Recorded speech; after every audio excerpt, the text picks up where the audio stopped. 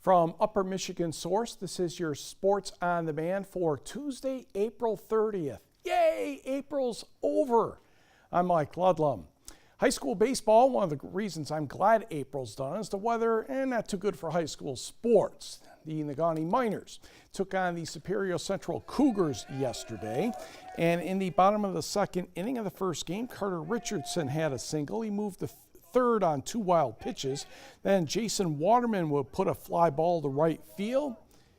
Catch, run, that seemed to time well. Richardson beats the tag, and it's a 1-0 lead for Negaunee. To the top of the third, Jesse Duran is caught looking at strike 3 from Tanner Peterson. Eric Anderson was practically in the dugout before the umpire made the call. Bottom of the fourth, Mr. Richardson again to right field. This time it goes past the right fielder, and he's going to run for a while, ending up on third base. But Jason Waterman was not able to bring him home. He was swinging at a pitch that might not have been in the strike zone. Last chance for the Cougars in the sixth. Eli Warner grounder to short. He's not going to be able to beat it out for an infield hit. Negaunee wins the first game 1-0. Tanner Peterson pitched the complete game, and Negaunee won the nightcap by the score of 6-3.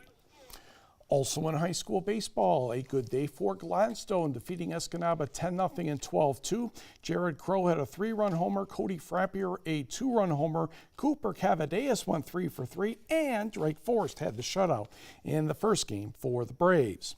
To high school softball, where Negaunee easily swept Ishpeming 19-0 and 10-0. Ellie Miller of Westwood had a pair of homers, and the Patriots took 2 from Iron Mountain 15-6 and 18-3. In boys tennis, it was Negaunee over Gwinn 8-0, and Escanaba defeated Gladstone 7-1. High school girls soccer, Marquette defeated the Copper Country Strikers 3-0. Quintangular, a word I like to make up during track season when 5 teams meet each other. This meet was at Marquette. The Redettes won with Houghton second and Negaunee third. Delaney Saul of Marquette won the 400 and 800. Negaunee's Chloe Norman won both hurdles, the high jump and the long jump. On the boys' side, Marquette also the winner. Gladstone a close second. Negaunee was third. Mathurin Gagnon won the 800 and 1600 for Marquette. Rafi Mulatto the high jump and long jump. For Gladstone, Calvin Tebow won both hurdles and the 200. In the GLIAC women's lacrosse quarterfinals, after several rain delays, at least 2, NMU season came to an end as McKendree defeated the Wildcats 26-10. Speaking of NMU, the golf teams continue to earn honors. 4 NMU golfers earned all GLIAC honors, with the women's team receiving a bid to the regional tournament. Senior Carissa Guthrie and junior Caro Else named to the all GLIAC first team on the women's side. Guthrie had an average score of 78.18. Els finished the year with an average of 77.18. Haley Hewer earned honorable mention on the girls' side with a 79.68 average. On the men's side, senior Austin Elsner was named to the All GLIAC second team. He had a 74.25 average.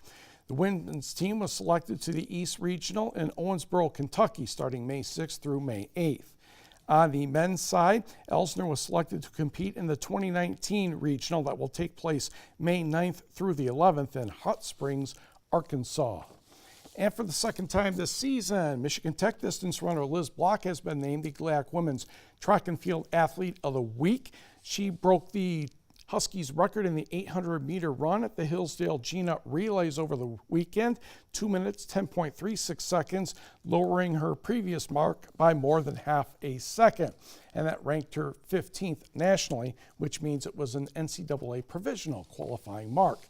Block and the Huskies and the Wildcats and Lake Superior State going to Grand Rapids this weekend for the GLIAC Outdoor Track and Field Championships hosted by Grand Valley State. The NMU football schedule has been released for 2019. 10 games on the schedule this year, and for the first time in a while, they start at home, hosting McKendree on September 7th. Then they visit Texas Permian Basin on the 14th, followed by a home game with Davenport, and at the end of the month, they travel to Ferris State. October 5th, home against Wayne State. Then they travel to Michigan Tech on October 12th for the Miners Cup. Then back home for Grand Valley State on the 19th. A bye week, then at Northwood on November 2nd.